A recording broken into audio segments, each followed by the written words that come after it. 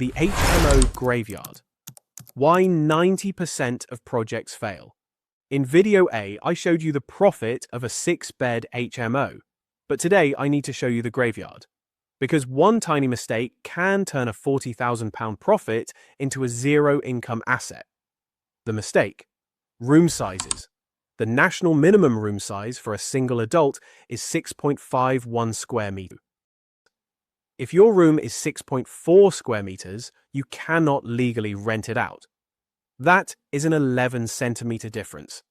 I have seen investors spend £50,000 converting a loft, only to be told by the council that it is uninhabitable. Before we continue, quick apology for the interruption. But this is important. I use a tool called the Development Office Simulator to model every deal before I make an offer. It keeps me from overpaying. And it's the exact same model we teach inside the Academy, complete with full training. I've added a special download link below so you can grab it and start using it yourself. Alright, back to the video. Landmine number 1. Article 4 Directions. You might think you can convert a house from C3 to C4 under permitted development. But in roughly 40% of UK councils, that right has been removed. If you buy a house in an Article 4 area, you need full planning permission to turn it into an HMO, and the council will almost certainly say no. Buy the wrong house on the wrong street, and you are stuck with a single let-yielding 4%. We check this before you even view the property. Landmine number 2. Amenity standards. Every council has its own rulebook. Some require a 10 square meter kitchen for 5 people. Others require 12. Some require a sink in every bedroom. Others ban it. If you build a kitchen based on common sense and it is half a meter too small, the council can force you to rip it out. I have seen a £15,000 kitchen destroyed because it was missing 50 centimeters of worktop. We designed to the specific council policy, not a generic template. If this breakdown of HMO compliance landmines is useful to you, hit the like button.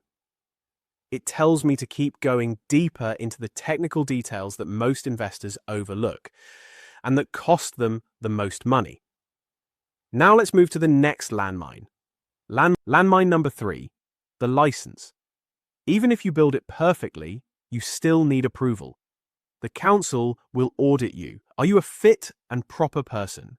Do you have a criminal record? Have you breached planning before? If they reject you, you cannot hold the license. You may have to appoint a managing agent to hold it for you, which eats into your profit. Or worse, the council can take control of the property through an interim management order. We manage the licensing process, so you never face that risk. This is why HMOs are not a do-it-yourself strategy. The regulations are tight. The penalties are high. Unlimited fines are real. Our HMO protocol is a safety net. First, area check. Is it inside Article 4? Second, design check. Do the room sizes and layout meet the local policy? Third, license check. Is the application bulletproof? We do not just build houses, we build compliant, licensed businesses. Let me ask you something. Are you serious about doing HMOs properly? Not guessing, not gambling, not learning through fines? We are currently assembling the next intake for the PCMA-ELITE fractional development team.